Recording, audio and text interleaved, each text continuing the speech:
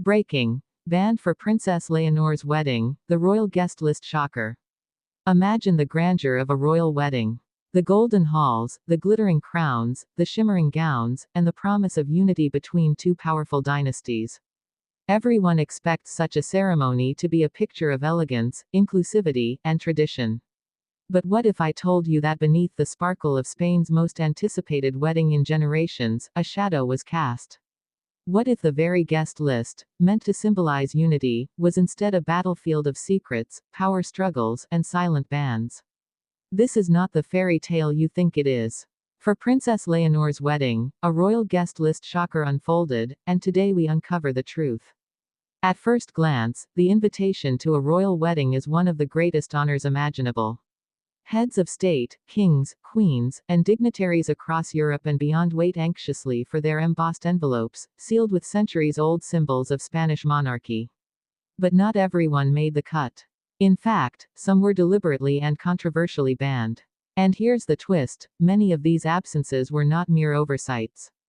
They were intentional exclusions that rocked the royal world. Why were such powerful figures silenced with absence? Why were once close friends and allies barred from this monumental event? And what do these choices reveal about the hidden dynamics within Europe's royal families? To answer this, we must first step back into the traditions of royal weddings. Historically, they were about more than just love. They were tools of diplomacy, statements of power, and showcases of influence. Every seat at the banquet table carried meaning, every absence whispered a message. For Leonor's wedding to Prince Christian, the expectations were sky high. After all, this was not just a union of two young royals, it was a symbolic bridge between Spain and Denmark, a promise of stability for the future of both monarchies. But instead of harmony, the guest list revealed fractures. Let us begin with the first and most shocking absence. Among the European royals, one figure's exclusion raised eyebrows immediately: the Duke of Sussex, Prince Harry.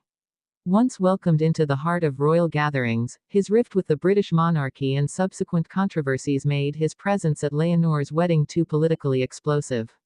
Insiders whisper that Spain, keen on avoiding international drama, discreetly left his name off the list. But this silence spoke louder than any statement. If Harry was absent, what did that mean for Meghan? What did that mean for Britain's broader royal image? The absence didn't end there. Certain members of Spain's own extended family were quietly banned as well. Relatives tied to scandals, whispers of corruption, or uncomfortable histories were intentionally excluded to keep the spotlight on Leonor. The monarchy was determined: this day was not to be tainted by old wounds. But in cutting these ties publicly, they also reopened them privately. Imagine the emotional toll of family being shut out of one of the most historic moments of your life. The bride smiling before cameras, while knowing some of her own blood sat at home in quiet fury. And then came the political bans. Some leaders from countries with strained relationships to Spain were not invited, a subtle but deliberate reminder that royal weddings are never just personal, they are political theater. The empty chairs became as symbolic as the filled ones. They told stories of broken alliances, past betrayals, and diplomatic tensions that no headline dared to print. But here is where the narrative deepens. Each exclusion triggered ripple effects. Each absence posed a new question. For example, if Prince Harry was banned, would Prince William attend? And if William attended, what message would that send about the delicate balance between rival royal households? Every decision was a domino. Every domino shaped the perception of Spain's young future queen. Consider the emotional weight for Leonor herself. At just 18, standing at the threshold of adulthood and monarchy, she had to navigate not only her love for Christian but also the intense web of expectations. Did she have a say in who came? Or was she merely a figurehead, watching others decide which family members and allies were worthy of witnessing her vows? Insiders claim Leonor herself wrestled with the bans, torn between loyalty to tradition and a quiet yearning for peace. Christian, too, felt the strain. His Danish relatives questioned why some of their own close allies were left off the list. Behind the scenes, whispers circulated of tense conversations between the Spanish and Danish courts, each determined to protect their image, even if it meant cutting ties that had once seemed unbreakable.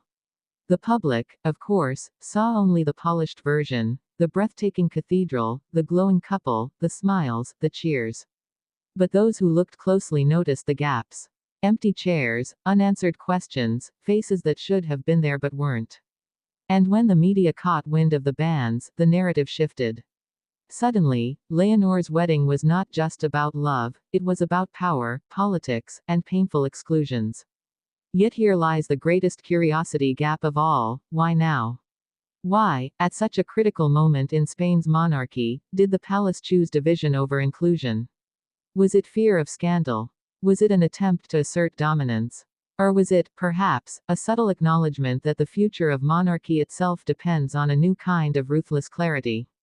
As the day unfolded, whispers grew louder. Former allies questioned their loyalty. Banished relatives gave thinly veiled interviews, hinting at betrayal.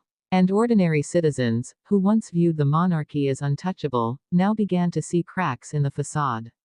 Could the future queen truly unify her people if her own wedding guest list symbolized division? The ripple effects will not stop here. Those who were banned will remember. Their absence will be spoken of for years, whispered about at future banquets, analyzed by historians. The guest list shocker of Leonor's wedding has already begun shaping the legacy of her reign before it even starts. Because in the end, this was not just a wedding. It was a declaration. A declaration of who matters, who doesn't, and who will shape the monarchy's path forward. For Leonor and Christian, the day was about love. But for the world, the day became a mirror reflecting the hidden power struggles of royalty. And as we close this chapter, one question lingers like an unfinished note. When the time comes for Leonor to wear the crown, will she remember the family members, friends, and allies who were silenced on her wedding day? Or will the bans, the exclusions, and the guest list shocker remain the most unforgettable symbol of her rise? Because sometimes, what isn't seen tells us far more than what is.